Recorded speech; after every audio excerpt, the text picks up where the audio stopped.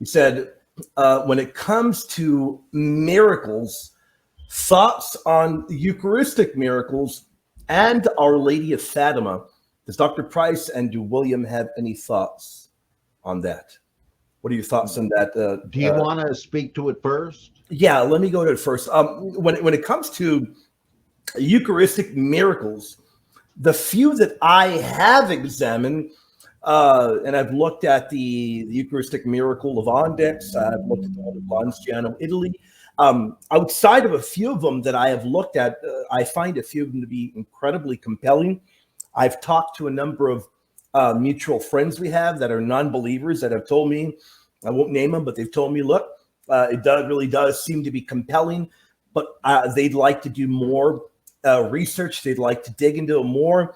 And when it comes to Our Lady of Fatima, the evidence that I have looked at and the evidence I have examined, I find Our Lady of Fatima to be incredibly compelling. I truly believe that apparition. As far as other apparitions go, I have not done as much research. I know some people are sending me questions. What do you think of Medjugorje and all these others? I have not looked into others the way I have looked into Fatima, particularly because of the way the church does give credence at the particular level to Fatima.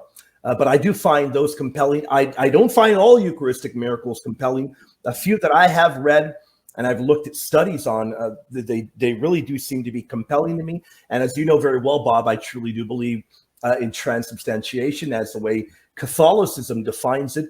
What are your thoughts on these miracles? Is it possible the supernatural does exist and these are actual miracles? Have you looked into them at all? What sort? Can you describe one or two of them? Because I think I've heard of some of a kind you may not even be referring to. Yeah, so the particular one in Ondex and Lanciano, Italy, would begin to bleed. The host would bleed, and I believe Lanciano, Italy, similar to the one in Ondex, became a hunk of flesh. And when it comes to the miracle, which you can still find it housed there in Ondex in Germany, I've given tours there. I've been there multiple times. You have a number of you have very good testimony that can be dated and traced right back to the time when the miracle did occur as Lanciano, Italy. Now, when it comes to me, the way I do apologetics material, the way I look at stuff is I like to see if I have a very good paper trail, good evidence, and if I can trace things back to a reliable source. And when it comes to these, I do believe that they are very reliable.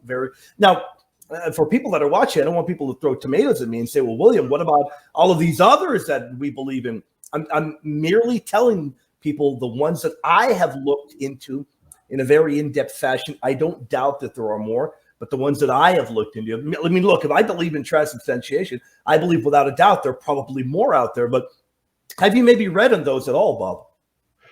Yeah, I guess I have. I was thinking of stuff like that. For one thing, I was at a conference, secular humanist conference some years ago, and Richard Dawkins was there, and he said that transubstantiation boiled down to the notion that an ancient rabbi changed himself into a cracker. And of course, there are big laughs from the audience, and I said aloud, though I'm sure nobody heard me over the general furor, I said, yeah, it's too bad Catholics don't believe that. They do not. And so he's just caricaturing it. Or another one, P.Z. Myers said, I'll show you that there's nothing to this. And he, on some show he was doing, he took a host and nailed it into a piece of wood and said, no blood. I guess it's not true. I think, you idiot. Yeah. Ridiculous.